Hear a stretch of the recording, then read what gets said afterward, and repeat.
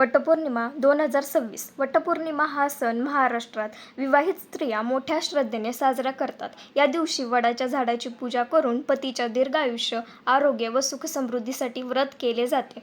सोमवार 29 जून 2026. पौर्णिमा तिथी प्रारंभ 29 जून 2026 रोजी पहाटे. पौर्णिमा तिथी समाप्त 30 जून 2026 रोजी पहाटे. वटपौर्णिमेचे महत्त्व. वटपौर्णिमा हे व्रत सावित्री आणि सत्यवान यांच्या पौराणिक कथेशी संबंधित आहे. सावित्रीने आपल्या पतिव्रताच्या सामर्थ्याने यमराजांकडून सत्यवानाचे प्राण परत मिळवले. त्यामुळे हा दिवस पती-पत्नीच्या नात्यातील निष्ठा, प्रेम आणि समर्पणाचे प्रतीक मानला जातो. पूजा विधी. सकाळी लवकर स्नान करून स्वच्छ वस्त्रे परिधान करावीत. वडाच्या झाडाजवळ जाऊन त्याची पूजा करावी. हळद, कुंकू, अक्षता, फुले अर्पण करावीत. वडाच्या झाडाभोवती कापसाचा धागा गुंडाळून प्रदक्षिणा घालाव्यात. सावित्री सत्यवानाची कथा ऐकावी किंवा वाचावी. पतीच्या दीर्घायुष्यासाठी प्रार्थना करावी. शुभेच्छा. वटपौर्णिमेच्या हार्दिक शुभेच्छा.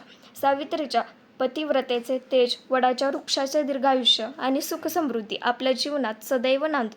वटपौर्णिमेच्या मंगलमय शुभेच्छा. आपल्या कुटुंबाला आनंद, आरोग्य आणि भरभराट लाभो.